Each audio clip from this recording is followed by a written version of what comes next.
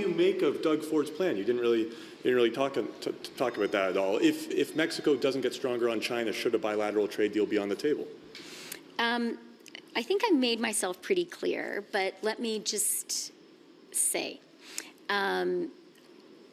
our economic relationship with the United States is strong. It is mutually beneficial. If anything, it is on a firmer footing today than it was before the renegotiation of the NAFTA trade agreement. And, you know, a really important guarantee for Canada and Canadians is that we enter the period of this new administration with a trade agreement that was negotiated by the incoming president, that was negotiated by Ambassador Lighthizer. We know that this U.S. administration has some concerns about China. And the fact is, we share those concerns. Well before this election, we have been clear that China has an official policy of oversupply, a policy which is designed to undermine some of our fundamental industries, like the car sector, like the steel sector, like the aluminum sector, like critical minerals and metals. And we have been acting to defend those critical industries. We've been acting with tariffs.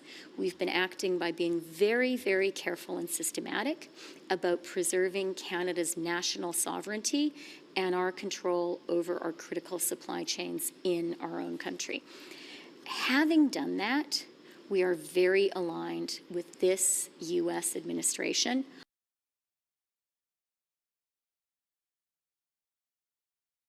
on the issue of China, which is a central issue from them.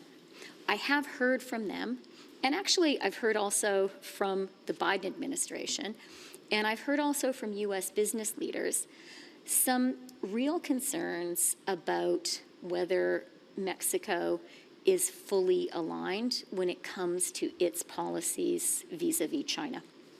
And I think those are legitimate concerns for our American partners and neighbors to have. Those are concerns that I share. Digital services tax is up. Are you ready for this to head to dispute settlement if that's what the Americans choose?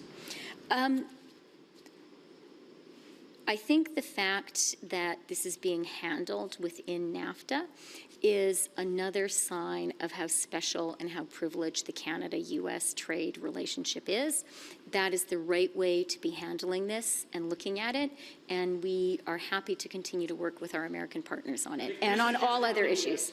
On this DST question, the first Trump administration conducted Section 301 investigations of every country that imposed a DST. They pulled out of the OECD negotiations. Their position was very clear last time around. No DSTs, no way, no how. Do you have a plan if they come back with that approach? Because your DST has already caused problems with the Biden administration, which is still involved in the OECD. Thanks for raising the international aspect of that issue, because Canada's position on this is really clear and very straightforward.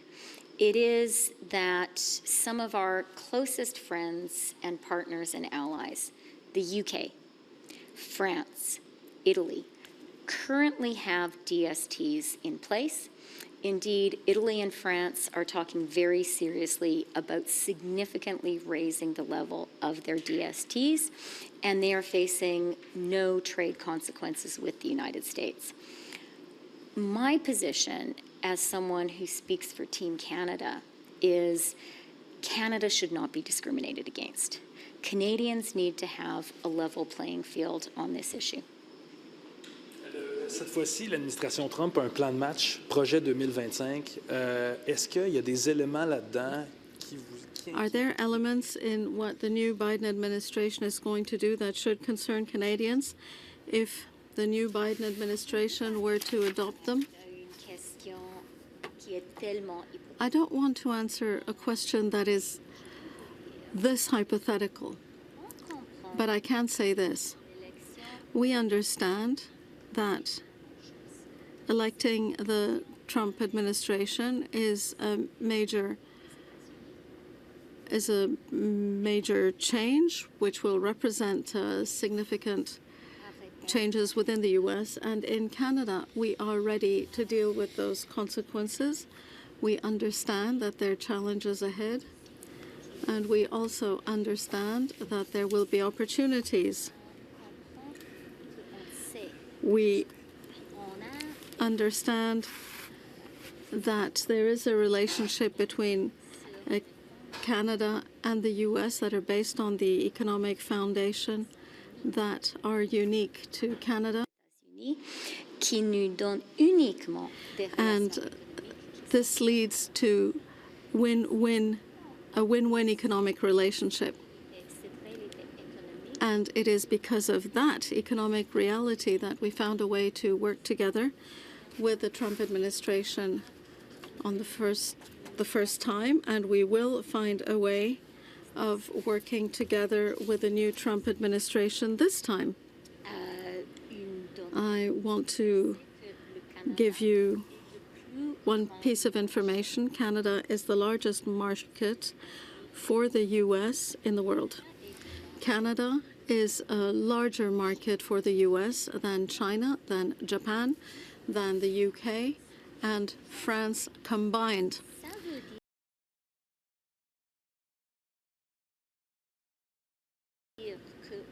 And that means that, yes, the U.S. Are very important to us economically, but we are also very important to them economically. Now that Mr. Trump is in power, are you concerned about criticizing his political agenda? Do you want to avoid annoying him? We must always be ready to defend the national interest here in Canada, our national interest, and we must not be afraid in defending Canada's national interest. We have done so in the past, and we will continue doing it. At the same time, we have at the same time to try always to find win-win approaches, to find approaches that make it possible for us to have a form of cooperation that will be beneficial to both countries. And the best way of getting to a mutually beneficial result is not to be afraid. Well, can you say that in English? Okay. Okay, I'll just say quickly.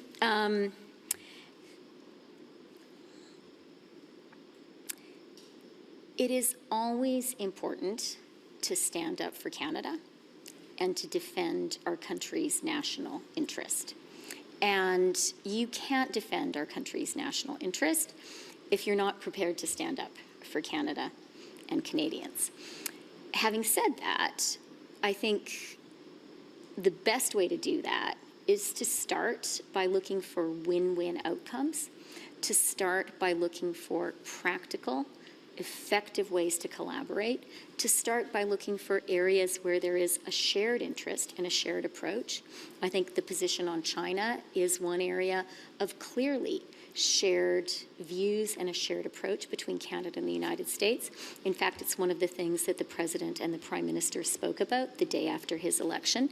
So that's always going to be our focus. It's always going to be what we look for. Having said that, we will never be afraid of standing up for the national interest. Thank you very much.